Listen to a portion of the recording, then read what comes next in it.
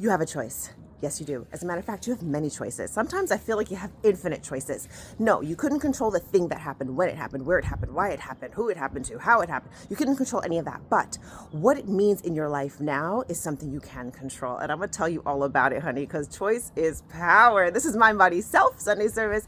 5 minutes that'll change your life. I'm Dr. Simone, Alicia, the self-esteem doctor. And I want us to get into things divine, higher self, inner being, all the things. And we are not going to argue about what we call it. We're just going to benefit from it. Let's go. All right, choices.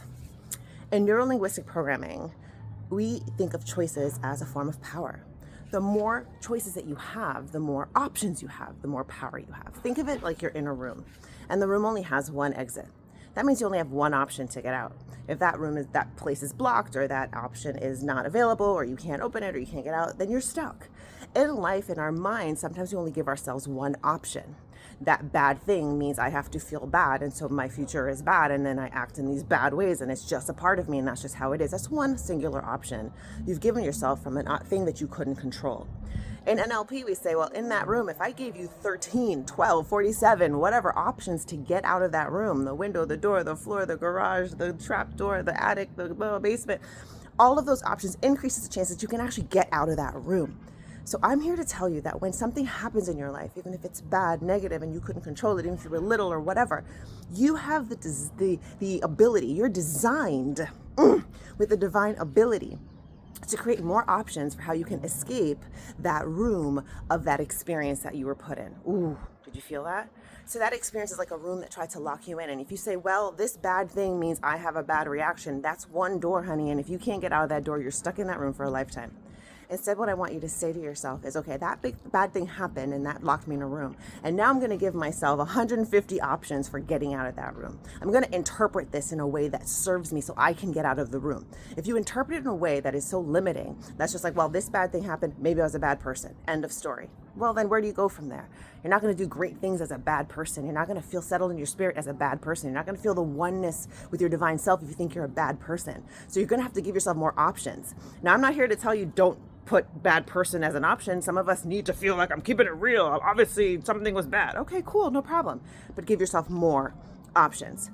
That could have been a learning experience. That could have empowered me. That could have helped me to search deeper for who I am and who I was meant to be. That could have helped me gain appreciation for other things that were going to come in my life when I overcame it. So there's so many ways we can use it without lying to ourselves about what the experience was, without pretending the experience was positive when we both know it was really not positive, right? But we can still interpret it. What did it mean for my life? I was having a conversation recently, and the person was telling me, listen, as a child, this happened, and there was this race, and and I felt like it was unfair, and I wasn't supported. And I was like, you know what? I hear that. But when I hear that story as an NLP practitioner, I'm like, let's put more doors in this room so you can get out. I think another door is you decided you were going to stand up for what was right. At that tender age, you decided I'm standing up for what's right, and I don't care what any of these people tell me. That showed a level of strength that most of us are terrified to have, even in adulthood. And you showed that as a child. And you showed that resolve, that determination, that decidedness. That is power. That is what's woven in you. And this person was like, whoa, did not think of it that way. Right there, another door, another option was put in the room of the mind for her to escape and not use that as a trap to keep her forever. Is this making sense to you? I thought of it in my own experience also. Growing up in Jamaica, where I am, only for a few years, but in a Jamaican culture anyway, children are, not to be, seen and not heard, although my parents were super rebellious and liberal and free and whatever. But that was kind of the essence of the culture is you're a child, be quiet, just be quiet, go over there and keep your space. And as I got older, there was moments where I put myself in a room and said, man, I just wasn't able to express myself. My voice was muted, my throat chakra, right? And then one day I was like, or after this conversation, I was like, wait a second. Why did I even bother to define it that way? Why don't I just define it in a different way? Why don't I say that my voice was being preserved because there was so much power in what I had to say in the world that it wasn't a time for me as a child to be just throwing around nonsense words. It was time for me to really hone in on that power. And as I stored up that storehouse of power, when I speak, it now means something. There's a magnificence and an understanding and an appreciation for my voice, not these idle words being spewed about, but this power and this respect from when I speak. Side note, just to give you guys a little insight into me, when I wake up in the morning, I actually don't talk. I take a vow of silence and I choose my first words very deliberately, very specifically. They're usually thank you or a mantra that I sing over my life, a thank you song that blesses me and my family and the world.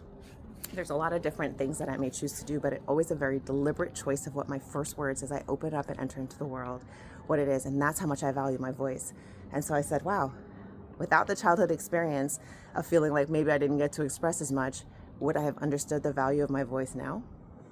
So I ended up putting that in a different perspective, opening way more doors in that room and feeling the sense of freedom and power and gratitude that I wasn't able to just run my mouth off when I was a little kid because now I value the power of my voice. Anyway, I hope this moved you guys. I'm going to try to keep this closer to 5 minutes from now on. I want you guys to share it, like it, make sure that you come back and visit it. Put a comment in if you feel like there's something in your life you can switch up your perspective on, because this is truly power. Your options to get out of the room of trauma and bad memories and bad times is truly a source of your power. Keep finding your options. And one of them is to get into this view today. Yeah.